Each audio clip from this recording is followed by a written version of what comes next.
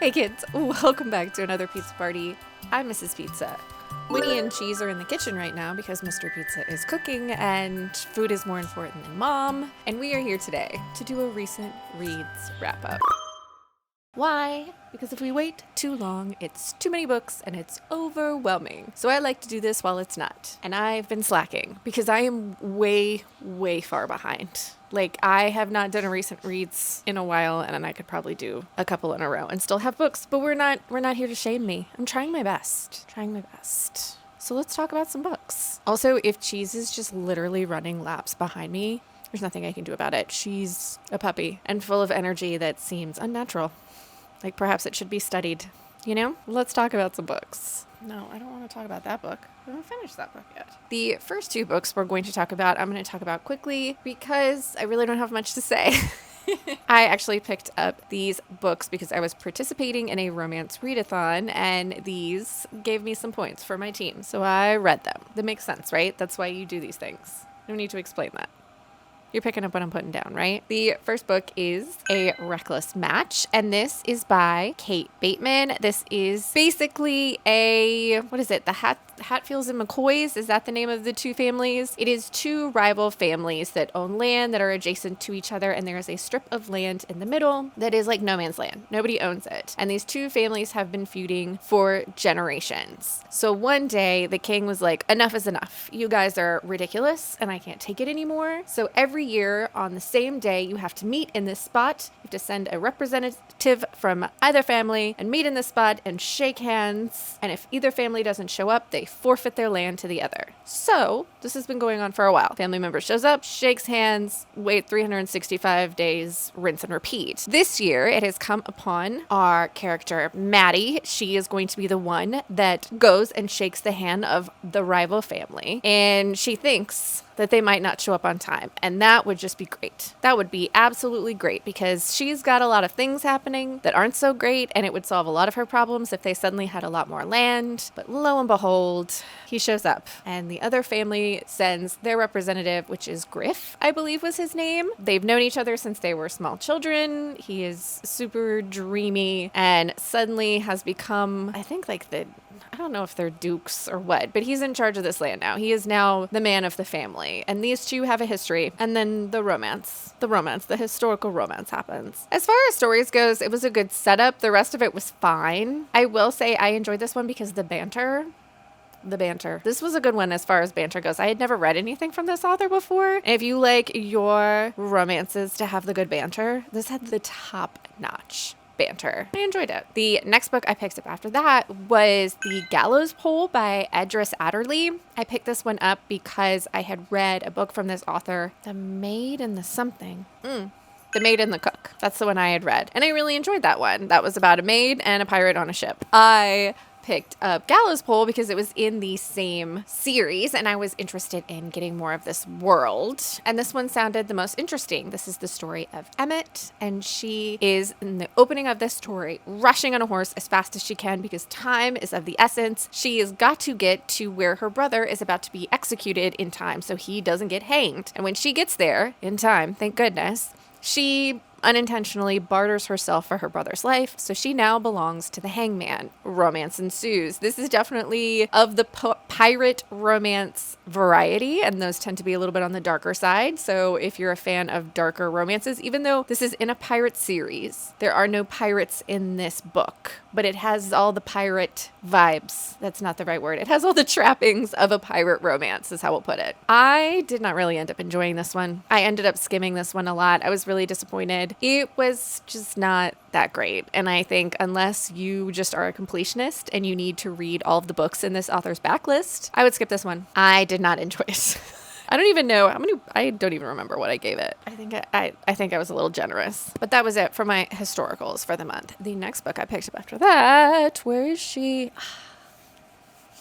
One Dark Window, and this is by Rachel Gillig. This is a fantasy romance. I would say this is not a fantasy romance as like a traditional fantasy romance. This is more of a fantasy that has a strong romance happening. That's how I'll put it. I think as this series goes on, there will be more of that happening, especially with how this one ended. You know that like this is not a traditional what am I even talking about? Sometimes I don't even know what I'm talking about. What is this book about? This is the story of Elsbeth. She is living in a land where they have a history of magic. They have this super haunted, creepy woods and all of this lore of where the magic of the world came from. Now, in this world, there is an illness, and if you get this illness, you either die, or if you survive, you are then given magical powers. Basically, the leftover antibodies of this virus are magic. That's how we're going to put this. So years ago, Elsbeth fell ill and she survived. Now her family kind of secretly whisked her away and kept her in seclusion so that no one but the family knew she was sick. And when she survived and made it to the other side, she didn't have any outwardly signs of magic, so they thought they were safe. This has been a secret in the family since it happened. Now, the secret that Elsbeth is keeping from everyone else is that she does have magic. Her magic is also tied to another magic in this world involving magic cards. This sounds super complicated. It's not. It's explained in the book and easy to get through, but through her magical gift, Elsbeth has accidentally absorbed the magic from one of these magical cards. And in doing so, she now has a magical monster that is just squatting on her brain. He is back there just kind of giving commentary on what's going on. He speaks in a lot of rhyme. He seems very sinister. He comes across as very morally gray because he definitely does things to help Elsbeth, but you don't know if that's because he's stuck inside her head or if he really wants to help her. You don't know what his motivations are. He's very mysterious, but this is a secret she's been keeping from everyone for many years. When she, through circumstances, kind of gets thrust back into the court, royal circles kind of thing, and may or may not end up kind of entangled with a group of people who might be about to commit treason. That sounds like a lot, and it is a lot, but it's not hard to understand. And this is one of those books where I went in with low expectations and really enjoyed it to the point where I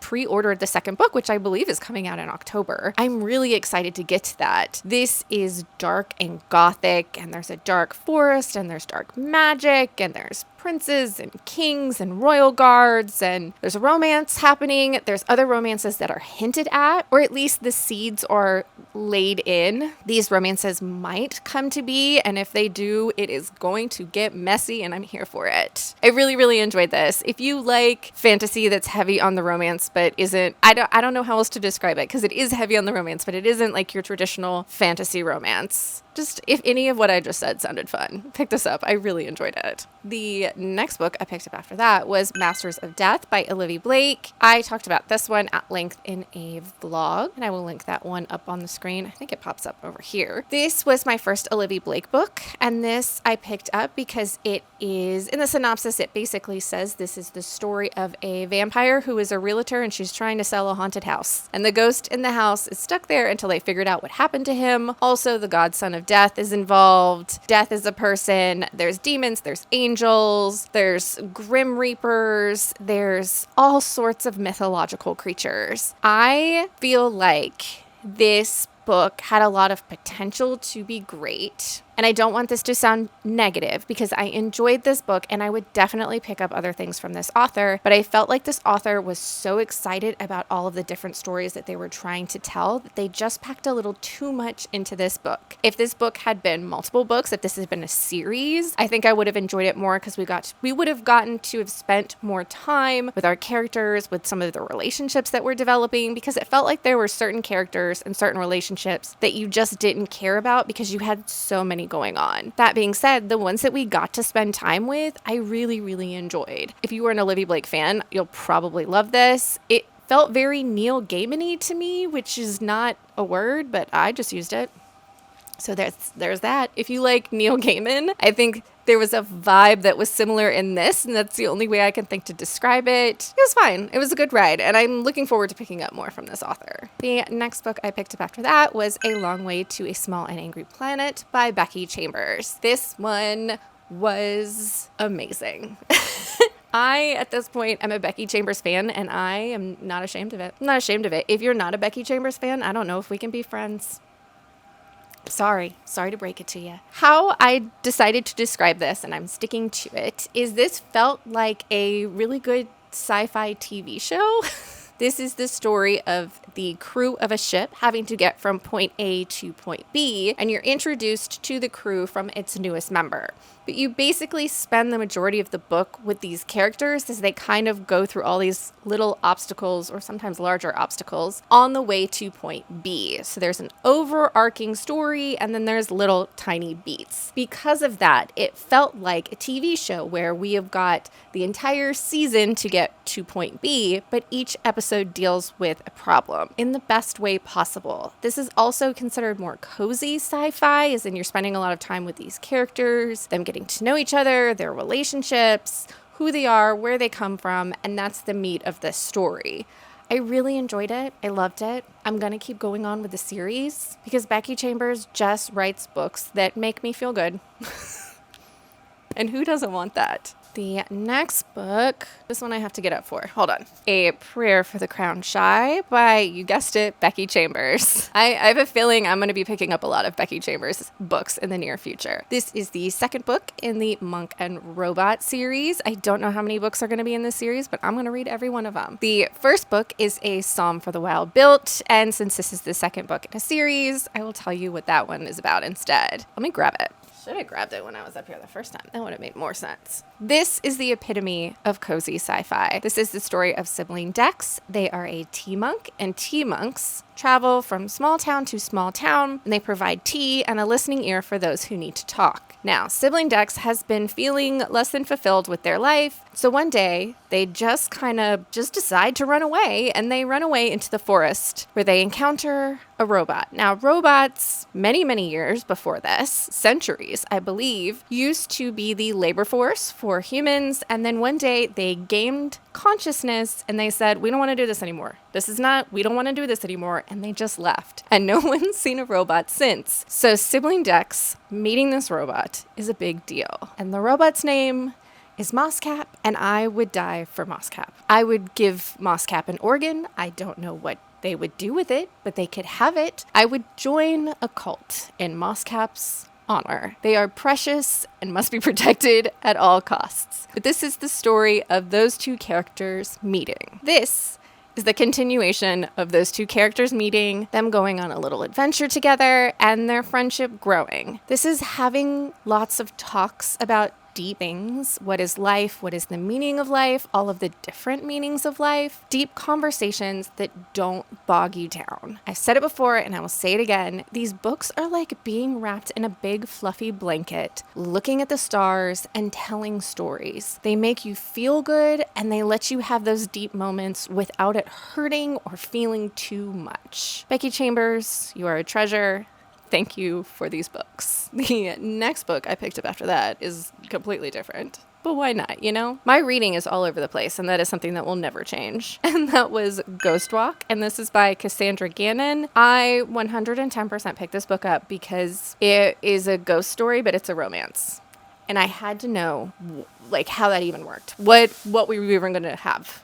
What is this? What are we going to do? I have to know what this is. Because sometimes something's so ridiculous, you have to experience it. This is the story of Grace. In the beginning of the story, she's a crime scene investigator, I believe. She gathers evidence at a crime scene, and in doing so has a very strange experience and then proceeds to have a nervous breakdown and has to quit her job. The story then opens up again with her living in this very small town in Virginia, I believe, that is all about being historically accurate. All of their tourism has to do with this town and its history, very colonial Williamsburg, that kind of vibe. And she now does ghost walk tours. She's not very good at it, but you know, girls gotta pay the bills. She is actually from this small town and her family has been here for generations. One day, when Grace is giving this ghost walk tour, she has one guest who is just being absolutely obnoxious. He keeps correcting every story and making a big huff and won't stop talking the entire tour about how bad she is and how she's getting facts wrong and blah, blah, blah. You know, he is also pretty hot and has a Scottish accent, but he's still being annoying. When Grace has finally had enough and she turns to him and tells him so, she realizes that no one else in the tour can see him because he's a ghost.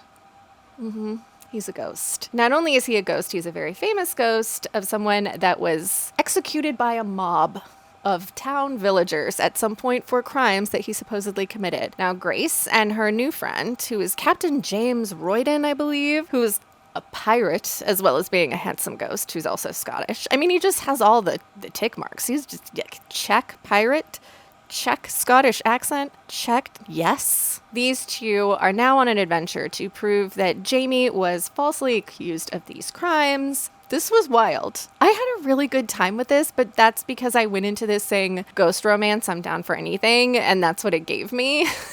I think as long as you go into it not expecting it to be the best literature you have ever read in your entire life, but instead to be a wild good time, it was, and I enjoyed it. The last book we're going to talk about is Role Playing, and this is by Cathy Yardley. This is the first book I have read from this author, and I was interested in it because this is the story of two people over the age of 45, I believe. They're both at least, I think she's 45 and he might be 50, but they are both into video games and both single, and they end up meeting through an online game that they join a clan together. And I thought, okay, I'm okay. I love nerds that find love. I also like video games. This sounds adorable. This one, although the premise sounds cute and it had great representation, it was mostly forgettable, is how I'll put it. This is the story of Maggie, and she has a son that she's just dropped off at college, and Maggie is an introvert and kind of turning into a little bit of a shut-in. She makes a deal with her college-age son that is, if he goes out there and attempts to make friends in college, she will put herself out there and attempt to have a social life at home. And in doing so, she joins this video game league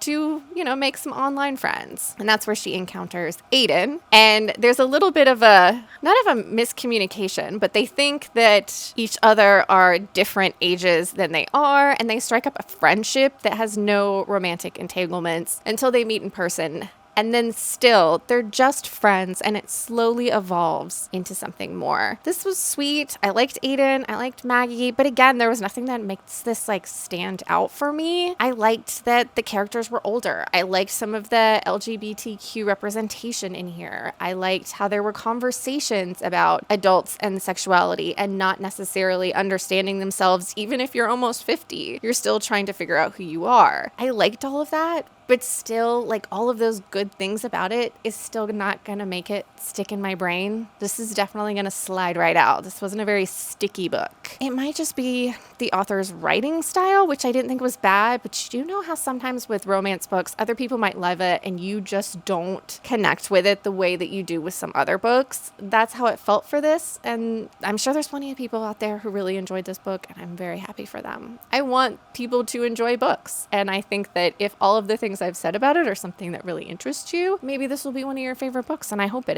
is. Representation is important, and I know that representation needs to be out there, so I'm glad this book exists. But that, kids, has been me rambling about books, and we're gonna stop it there. Because once I hit 8, I've been talking for a while, and I should probably stop, because nobody wants to hear me talk that long. Even the dogs don't want to hear me talk that long. Even she doesn't. She's still watching him. And they're cooking. You had fun hanging out with me and a dog, because neither one of them came to see me since he's cooking. Please subscribe. I hope you're reading good books out there, wherever you are, and I'll see you next time.